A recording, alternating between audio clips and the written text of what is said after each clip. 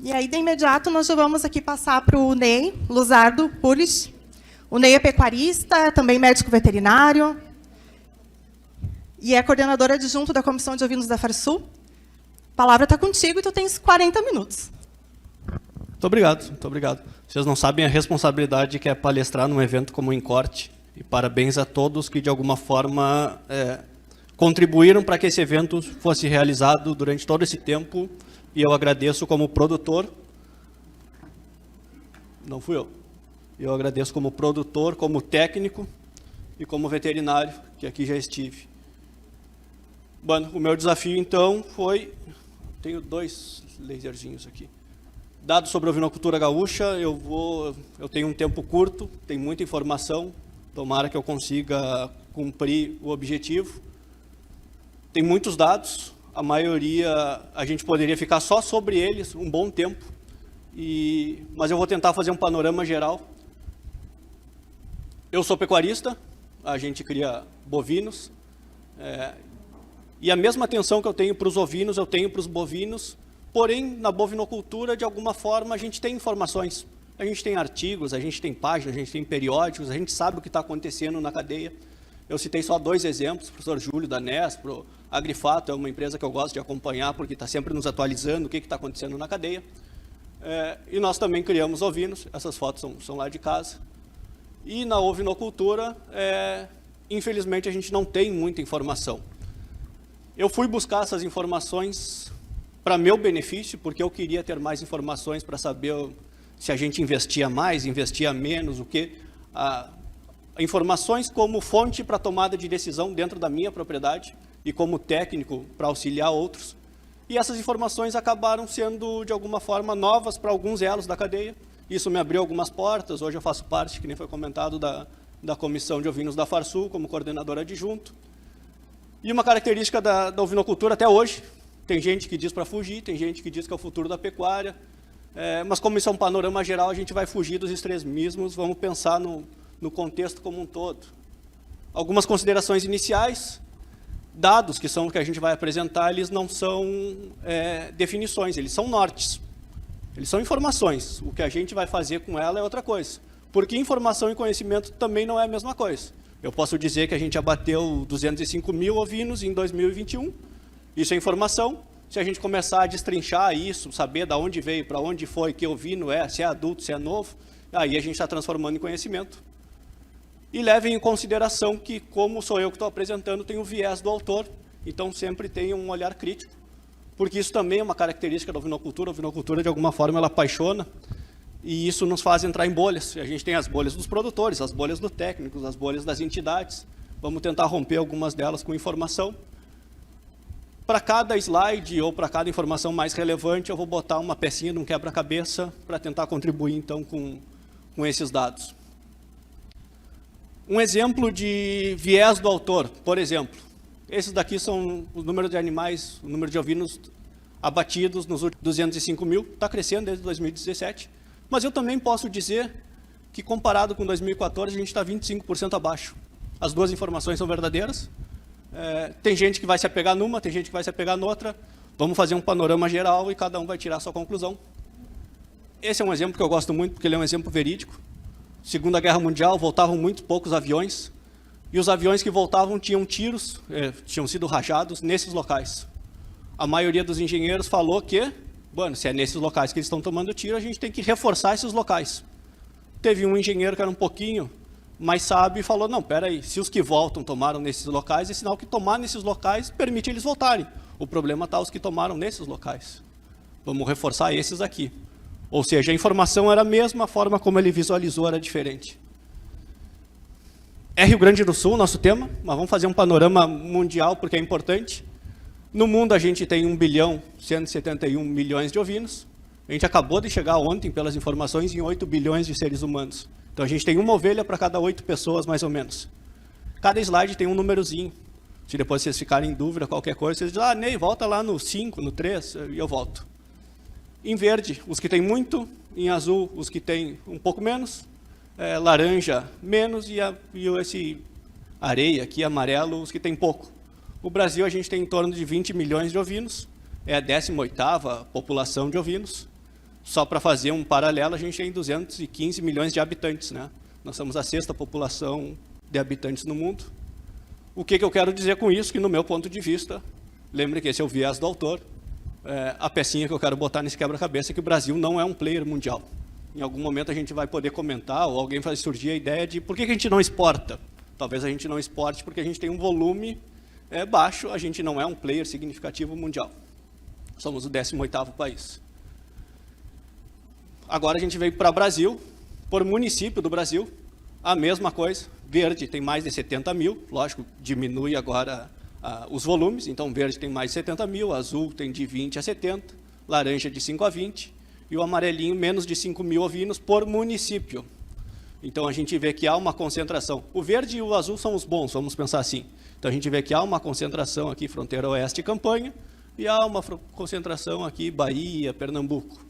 O que eu quero dizer com isso? Poucas regiões realmente possuem volume para ter um potencial de ser trabalhado na ovinocultura. Por quê? Porque vira e mexe a gente também escuta de mas São Paulo está se organizando, Santa Catarina está com um projeto muito forte. Claro que, ocasionalmente, a gente pode ter exceções. Como eu estou fazendo o panorama geral, eu não vou trabalhar nas exceções. A gente pode ter exceção de um ótimo trabalho, juntando esses municípios aqui e atendendo uma demanda específica, mas, num panorama geral, poucas regiões têm volume para ser um potencial na ovinocultura. Aqui, essas regiões, os estados e região.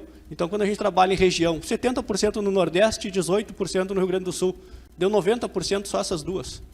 É muito difícil a gente dizer, não, mas São Paulo está se organizando, no Mato Grosso do Sul, algo nesse sentido. E mesmo quando a gente fala em região, por exemplo, o Sul com 18, a gente vai ver que é o Rio Grande do Sul com quase 3 milhões, e daí Santa Catarina, aqui, 300 mil. 300 mil, só para ter um comparativo, é o que tem em Santana do Livramento.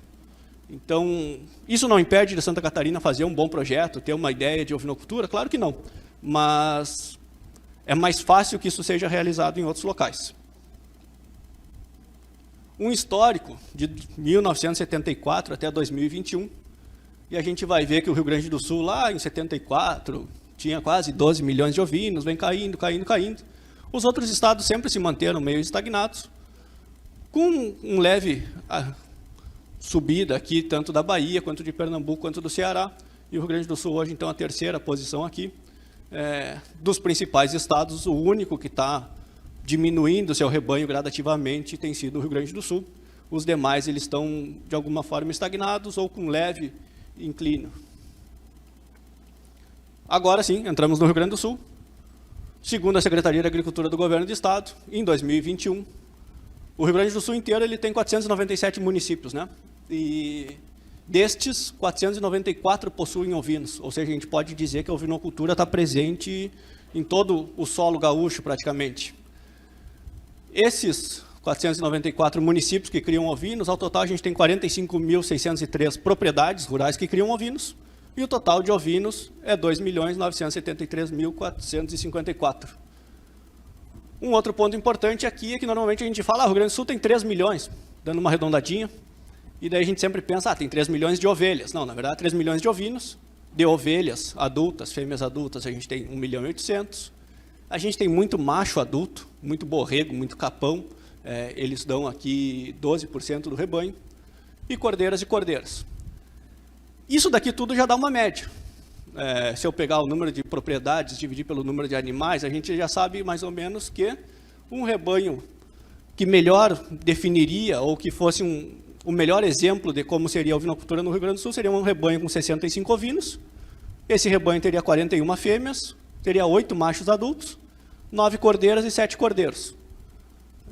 Esse rebanho ele teve 39% de taxa de assinalação. É a nossa média aqui, pelo menos é a média declarada.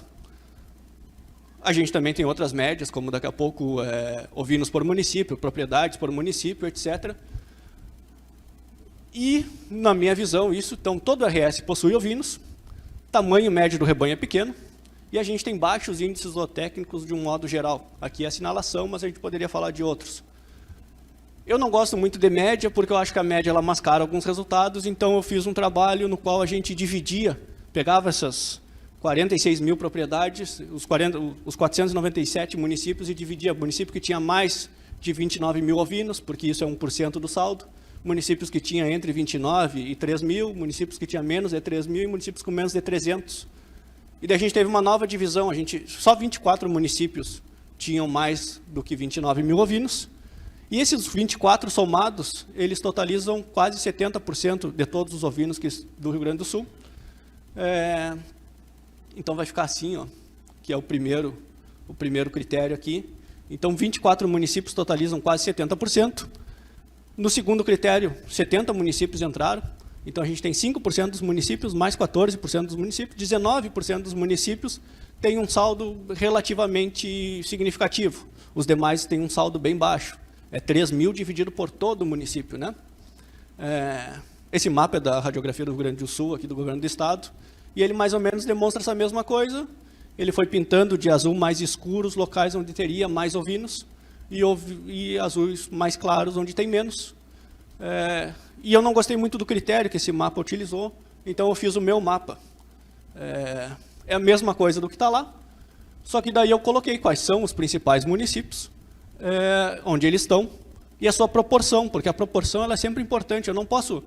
os 24 são os principais, mas eu não posso comparar Santana do Livramento com um município que talvez não tenha o mesmo volume, embora eles estejam nessa mesma subquisito.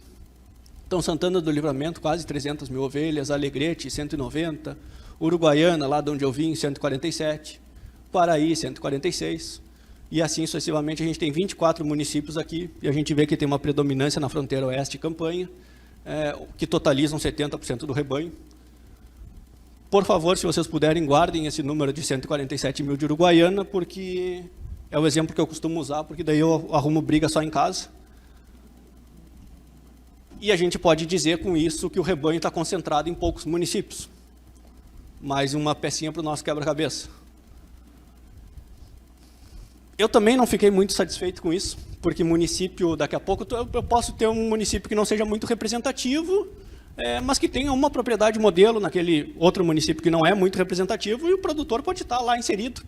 Então, eu estava fazendo um trabalho de viabilidade econômica para ver quantas matrizes um produtor precisava ter para realmente ter uma ovinocultura que fosse rentável, que rentabilizasse, etc. E eu usei o critério de 300 matrizes. 300 matrizes, tendo um índice de assinalação tal, vendendo por tal peso, o cara ia ter um retorno satisfatório. E daí eu peguei as 46 mil propriedades aqui e dividi, e fui achar quantas tinham mais de 300 matrizes. E eu só achei 823, que dá 1,7% das propriedades. Ou seja, propriedade das 46 mil propriedades do Rio Grande do Sul, apenas 1,7%, ou 823, isso dá mais ou menos 4 grupos de WhatsApp, tem mais de 300 matrizes. O meu critério é matrizes, fêmeas maiores de 12 meses, que são aquelas que vão gerar algum produto. Obviamente, eu tive que ir atrás de ver, não, vamos ver de 100 a 300, então. Tem mais 6%, mais quase 3 mil propriedades. A maioria, 92% das propriedades do Rio Grande do Sul, tem menos de 100 matrizes.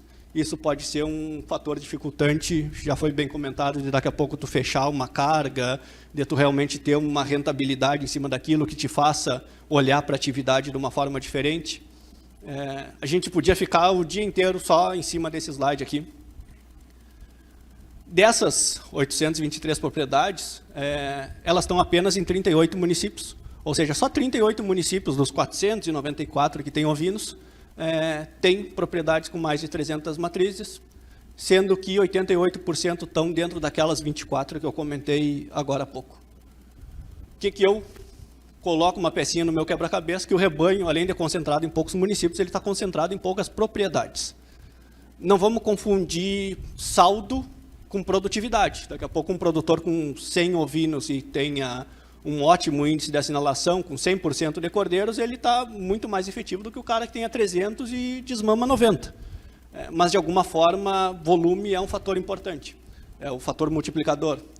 A gente tem poucos produtores que eu consideraria comerciais, ou pelo menos botei um ponto de interrogação, será que é essa a análise que a gente tem que fazer?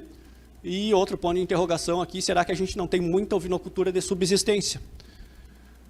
Isso não é uma crítica, isso é uma característica, isso é um outro nicho, é um outro potencial que tem que ser explorado, mas talvez possa ser uma característica da ovinocultura de não ter muitos produtores comerciais. E a questão do módulo mínimo, aí, quantas matrizes realmente um produtor precisaria para ter na ovinocultura uma entrada significativa de dinheiro, uma atividade que compense o seu esforço.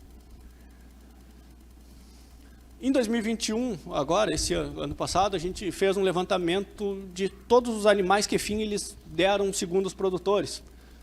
A gente teve 205 mil animais destinados para abate, que eu comentei agora há pouco com vocês, e os produtores rurais declararam também que eles consumiram nas propriedades. Isso não é informal, isso é legal, produtor que cria para consumo, seja de subsistência, seja propriedades que fornecem a seus colaboradores, questões assim.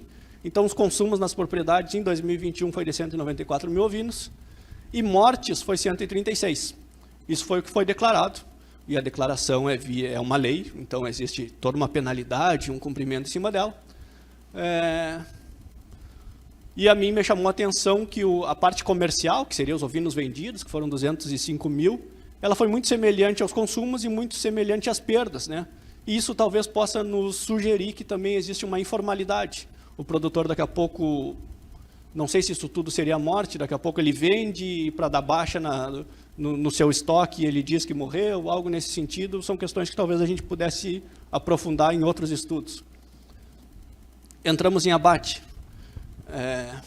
Esse foi lá o primeiro slide que eu mostrei, aquilo lá, 2014, foi o nosso maior histórico de abate.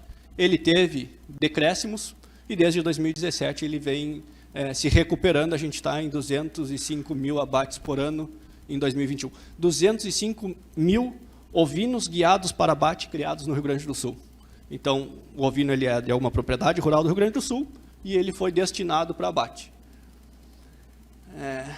O volume de abate vem crescendo, embora já tenha sido maior. Dei os dois panoramas, daí cada um faz a sua análise. Eu não posso só olhar para abate sem desconsiderar o volume total de animais que a gente tem. Então, a gente vinha lá, a gente tem quase 3 milhões hoje, antes tinha quase 3 milhões também, mas um pouquinho mais, e a gente vem lá de 4 milhões. Então, proporcionalmente, o nosso abate ele tem sido historicamente muito baixo, proporcional ao número de animais que a gente tem. Isso a gente chama de desfrute. Então, o desfrute formal, porque se o produtor está consumindo esse alimento, abatendo para consumo, isso também é desfrute, embora muitas vezes ele não faça conta desse animal que ele abate, porque ele está deixando de comprar, ele está usufruindo. Mas o desfrute, então, formal, que são os animais que são vendidos ou comercializados, tem girado em torno de 5% a 7%. Só para a gente ter um parâmetro, a bovinocultura de corte do Rio Grande do Sul, o índice de desfrute é 15%. Uma cadeia que é muito mais comprida. A gente tem novilhas, tem muitas mais categorias até tu chegar no animal pronto, mas mesmo assim o desfrute é maior. Vocês conseguem todos ver bem o slide? Em azul aqui são fêmeas adultas. Fêmeas adultas são matrizes. Em laranja, fêmeas jovens, cordeiras. Em cinza, machos adultos, borregos, capões, carneiros, por que não? E em amarelo, machos jovens. Janeiro, fevereiro, março, abril, Isso tem se repetido nos últimos 4 ou 5 anos. Questões que eu acho bacana nesse slide. Eu falei, cada slide eu conseguiria ficar um bom tempo, vamos tentar só fazer um panorama. A gente tem cordeiro o ano inteiro, que é o de amarelo. Eu não sei se isso é graças aos confinadores, acredito que sim. Eu não sei se os produtores estão se organizando para vender em épocas onde o preço dá uma reagida ou coisa assim, mas a verdade é que a gente tem cordeiros o ano inteiro, assim como a gente tem abate de todas as categorias o ano inteiro. Outra questão, o nosso abate ele cresce em outubro e novembro, e isso também, se a gente pegar os últimos 5 anos, bem claro, cresce em outubro e novembro. Dezembro é sempre o pico histórico, e a gente tem mais ou menos 9 meses muito semelhantes, 9 meses na faixa de 15 mil.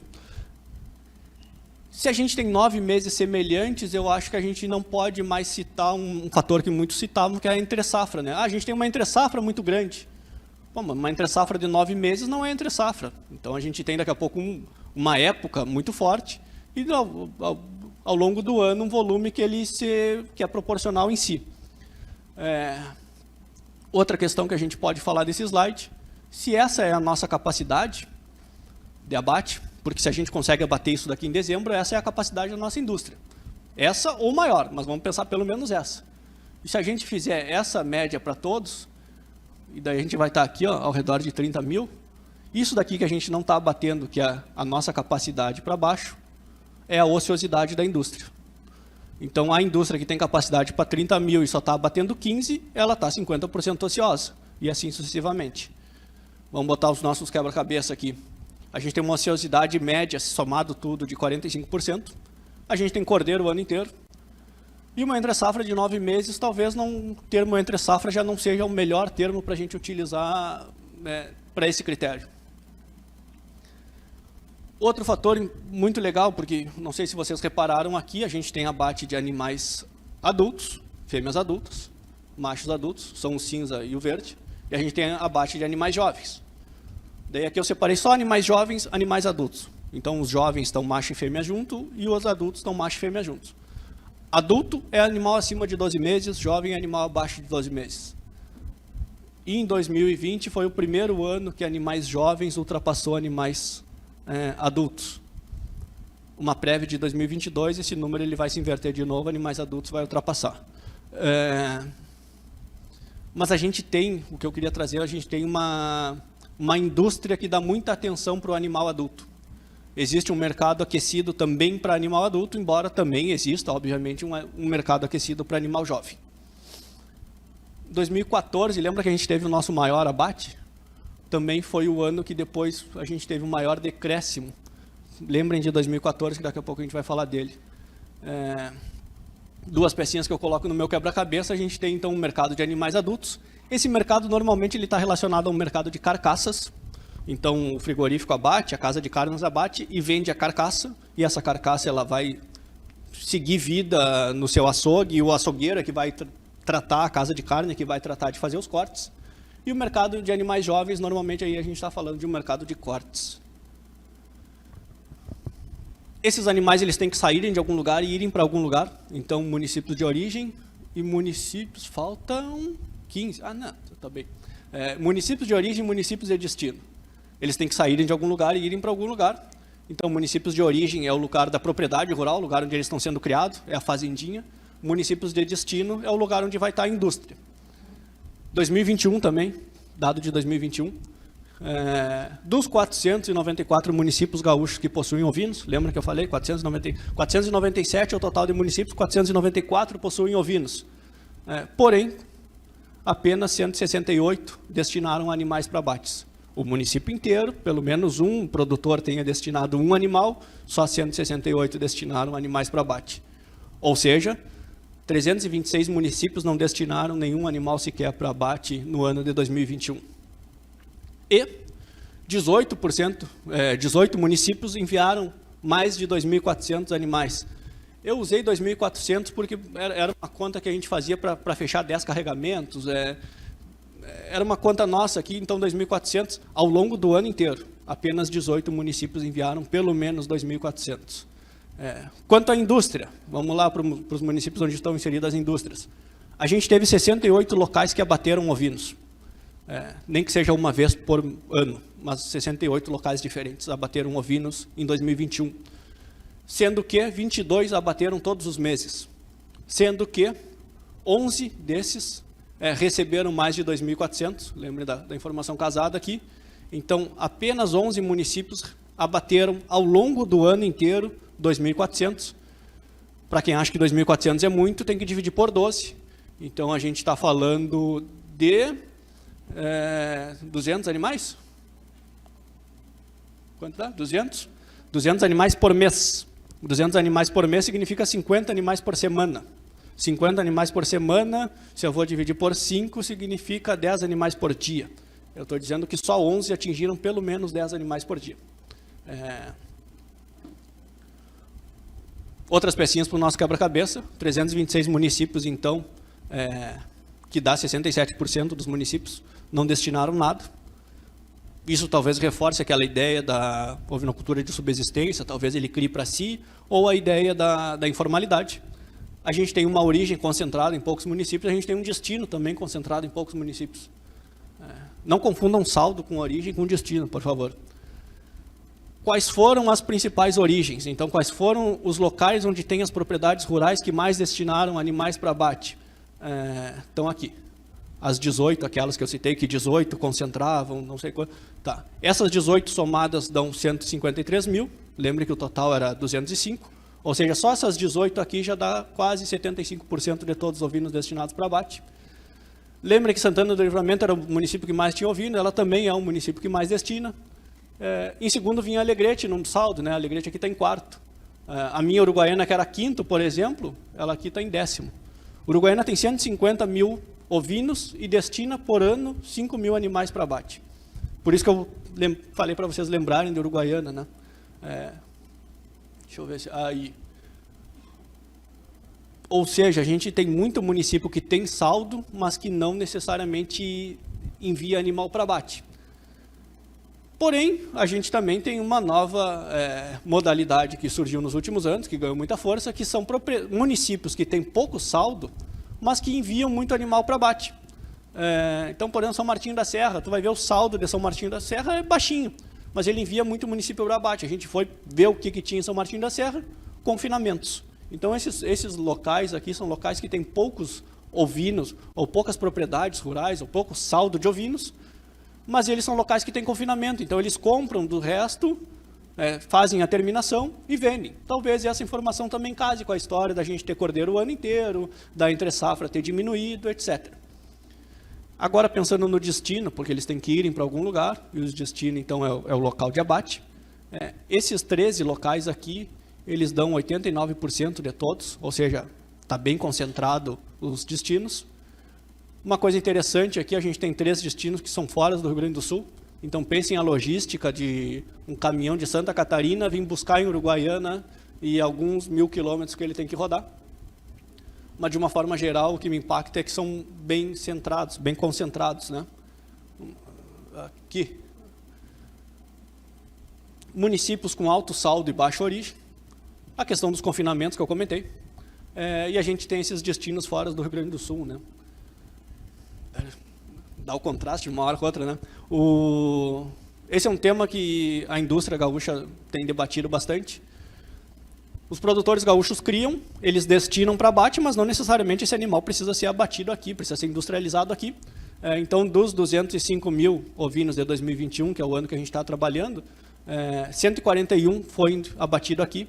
E essa média ela tem mais ou menos ser mantida, oscilado um pouquinho, mas tem ficado nesse redor, ou seja, 70% dos ovinos destinados para abate são processados no Rio Grande do Sul. Santa Catarina tem sido o segundo principal destino, com esse em torno de 30% que falta. Pegando só os municípios gaúchos, e eu falo município para não falar o nome da indústria, né? Mas a gente sabe que cada um aqui tem uma indústria. Mas pegando os principais municípios e botando o que ele abateu em 2021. Então, o município de Sapiranga ele abateu 41 mil, o município de Alegrete 22, o município de Santana do Livramento 20. Esses 3 municípios eles têm indústrias que são específicas só de ovinos. Depois a gente vem em Salvador do Sul, Pelotas, São Lourenço, Dentro do Rio Grande do Sul, esses 10 aqui concentram 88% de todos os ovinos que foram abatidos. O que para mim me impacta? Eu peguei esse número aqui, dividi pelos dias úteis que a gente teve em 2021, e daí a gente descobre então que Sapiranga abateu por média, em média, né, obviamente, 167 ovinos por dia útil. Alegrete 91, Santana do Livramento 81, e esse número vem decrescendo até que os últimos 4 lugares aí em torno de 10. Então pensem vocês, lembra a gente que botou o critério de 2.400? Pensem vocês que um município que recebe 10 ovinos por dia, ele já é um top 10. A gente tem... é mais concentrado ainda, né? Se a gente fizer uma proporção em bovinos, uma carcaça de ovino tem em torno de 18 quilos, 18, 19, 20, 17, vamos botar 20. Uma carcaça de bovino, segundo a Nespro, tem tido média de 240 quilos no Rio Grande do Sul. Se a gente fizer a proporção 267 ovinos, significaria o mesmo que abater 14 bovinos. não estou comparando espécies. Eu estou só tentando exemplificar volume produzido. 91 ovinos abatidos significaria o mesmo que abater 7 bovinos e meio. E esses últimos 4 aqui significariam o mesmo que abater 1 bovino. Eu não conheço nenhum frigorífico que abate 1 bovino. Ou seja, a gente também tem, que nem a gente tem propriedades que talvez não levam, não é que não levem, mas que o foco não seja a ovinocultura, a gente também tem indústrias que abatem ocasionalmente, que não são tão comerciais, é mais um abate ocasional, digamos assim, uma vez por semana, semana sim, semana não.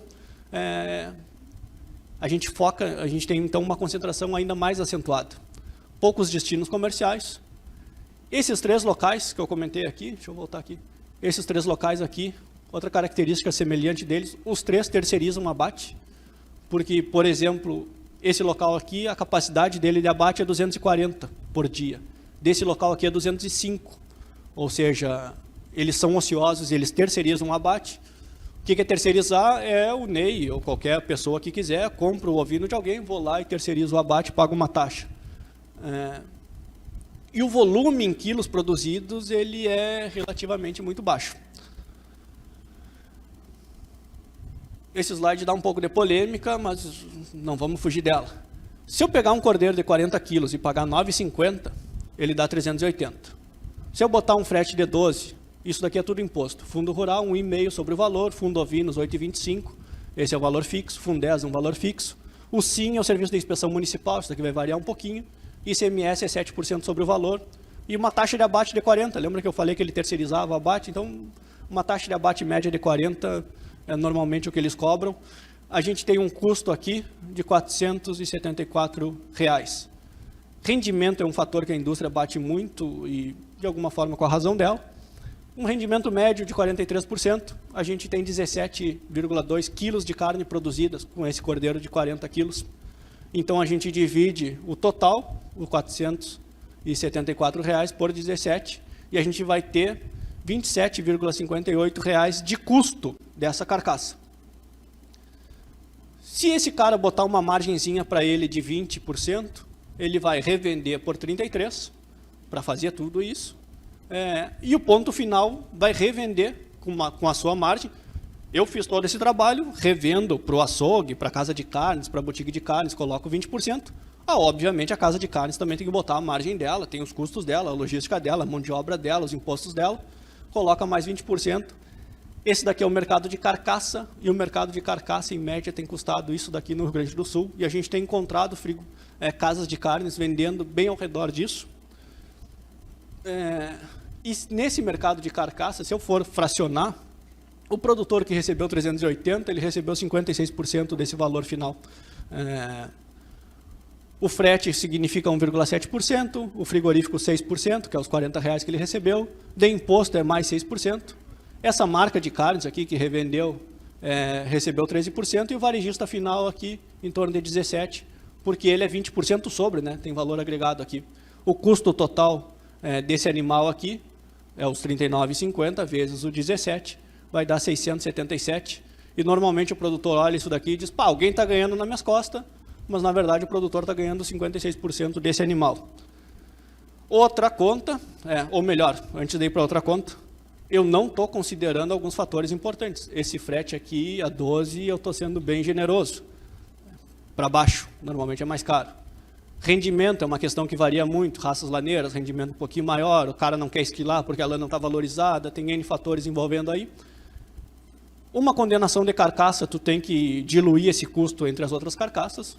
E aqui, normalmente, se tiver a figura do corretor, a gente tem que somar o custo desse corretor. Trabalha com 2%, 3%, 4%. Outro mercado que tem é o mercado de cortes. E o mercado de cortes ele é muito diferente desse, ou seja, parte desse, mas a gente tem mais um trabalho. Porque para fazer esse toalete, essa apresentação aqui, a gente tem uma nova quebra. Se aqui já era 43%, normalmente no mercado de cortes, a gente vai ter uma quebra de mais de 23%. Eu vou tirar essa costelinha, eu vou limpar, eu não tenho muito o que fazer. Mas faz hambúrguer, faz não sei o que, tudo bem, mas tem quebra da gordura, porque eu tenho que fazer uma apresentação bonita. Uma coisa é eu pegar essa carcaça, vender toda, outra coisa é eu ter que processar toda ela. A gente tem um custo dos 474, pelo menos mais R$100 aqui, que é o custo da desóssea, do embalageamento. Essas embalagens que onde tem osso custam muito caro, etc. Não estou aqui defendendo a indústria, estou só apontando dados sobre a ovinocultura. E se eu tenho essa quebra de 23 aqui, eu não tenho mais 17 quilos, eu tenho 13 quilos. E como meus custos aumentaram, no mercado de cortes, o meu custo por quilo produzido é de 43,50. Tem um porém, desses 43,50, normalmente a gente olha muito para o filé, que tem menos de 1%, a gente olha muito para o lombo, que tem 2%. Esses aqui a gente consegue vender, a gente não, o pessoal consegue vender a R$99. Lembra que custou 45. Porém, a gente também tem o pescoço, que esse daqui tem que vender a 19. A costela, eu tirei toda a parte boa, que é o carré lá de cima, ficou, muitas vezes vira retalho, mas eu tenho que vender também abaixo do preço, porque ela perde valor comercial. Estinco, que para nós lá da fronteira é garrão, tem que vender abaixo de preço comercial. Então, 43 aqui a gente está falando de custo.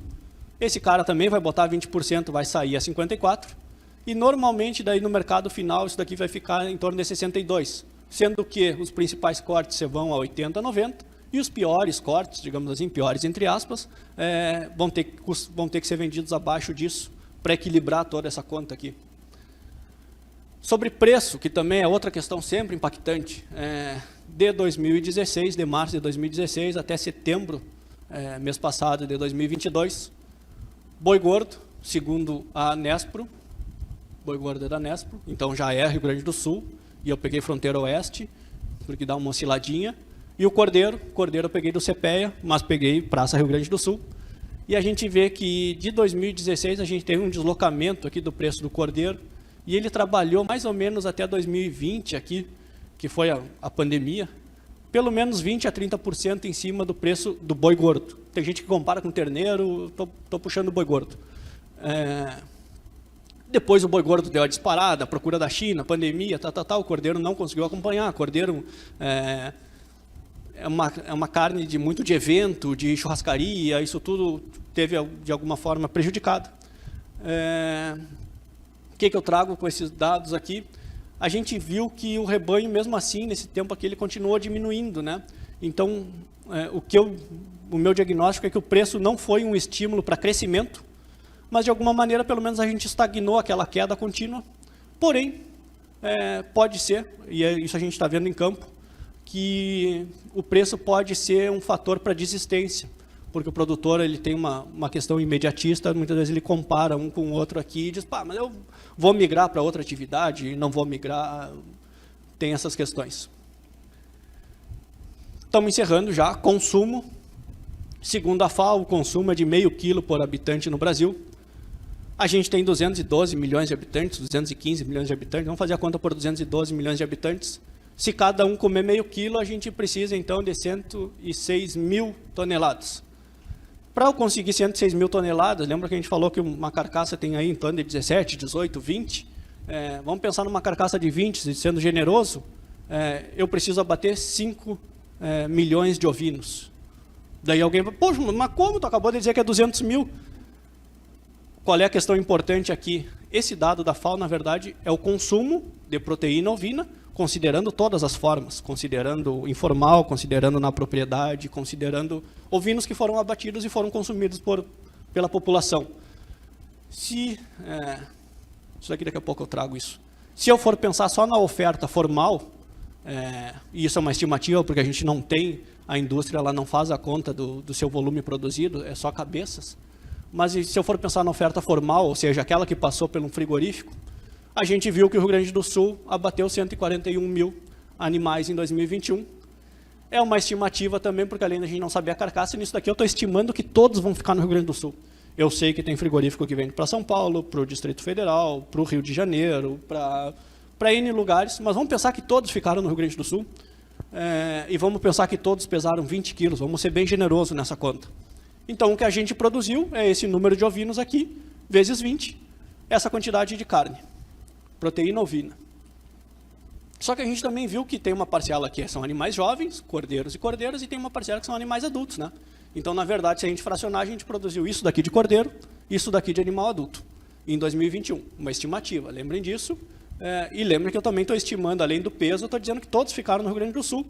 Por que eu estou dizendo que todos vão ficar no Rio Grande do Sul? Porque eu vou dividir pela população do Rio Grande do Sul para saber qual é a nossa oferta formal de carne ovina no mercado. No geral, dá 200 gramas, 250 gramas. Se eu pegar só de cordeiro, vai dar 137 gramas. Se eu pegar só de animal adulto, 112 gramas. Por que não foi? Aqui. 2 questionamentos, eu ainda não tenho condições de afirmar isso, mas eu fico pensando se a gente tem volume para incentivar consumo e se a gente pode dizer que carne ovina é uma proteína para o dia a dia, quando a gente está ofertando 137 gramas de cordeiro por habitante do Rio Grande do Sul. Pensando que tudo ficou no Rio Grande do Sul, etc., e a gente sabe que não é isso, ou seja, possivelmente os números sejam menores. No geral, segundo a N fontes, aí, mas principalmente a FAO e o IBGE, o povo brasileiro consome 47 quilos de proteína de aves, 36 bovinas, 18 suínas, 9 de pescados e o meio quilo que a gente acabou de ver. A ovinocultura está aqui, nesse 0% aqui. Isso talvez a gente tenha que repensar nessa questão se a gente tem volume suficiente para aumentar a nossa divulgação, ou se a gente pode incentivar consumo, ou como que a gente vai fazer a nossa estratégia para comercializar. Quanto tempo eu tenho? 5? 5 para 40? Tá. Por que eu acredito na ovinocultura? Porque existe o potencial direto, que é potencial de retorno financeiro, e existem potenciais indiretos muito grandes. Otimiza a mão de obra, diversifica a receita, melhora campo nativo, melhora campo em geral, principalmente Maria Mole na minha região, isso é muito sério. Diminui a população de outras espécies, porque eu vou diluir isso daí, e isso me melhora muito no carrapato. E eu tenho entradas financeiras em momentos distintos, porque a sazonalidade da ovinocultura não é igual à bovina. Maria Mole e carrapato, eu acho que são coisas que a gente poderia bater muito na tecla. No que eu acredito, Ney, e aqui é muito particular e pessoal, eu acredito em consorciamento, eu acredito nas espécies trabalhando juntas, eu não acredito numa ovinocultura solitária e acredito que a gente consorciando, os benefícios são mútuos. Eu acredito que o grande potencial da ovinocultura seja no formato extensivo, podendo ser integrado. O que é integrado? Eu não consigo terminar meu cordeiro, eu tenho um parceiro que vai fazer isso, um confinador, alguma coisa, mas principalmente extensivo. Eu acredito numa ovelha que não ultrapasse muito 50 quilos e de um cordeiro que não ultrapasse muito 40 quilos. Lembra que a gente falou lá da carcaça produzida, senão a gente vai ter peças muito grandes, normalmente a gente tem um ticket médio muito caro.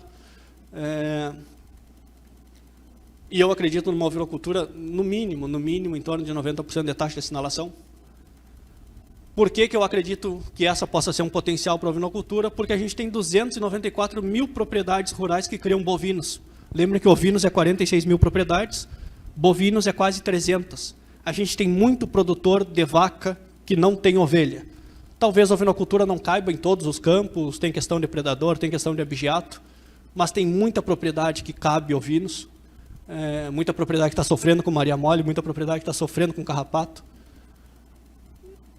96% das propriedades têm menos de 250 bovinos, então são propriedades que dá para ter esse foco. Fazendo uma conta muito simples e muito rápida, se eu pegar 150 unidades animais, unidade animal é 450 quilos. Então, uma vaca é uma unidade animal, uma ovelha, aquela ovelha de 50 quilos, não muito mais do que isso, porque isso também é um problema que a gente está enfrentando na cadeia agora.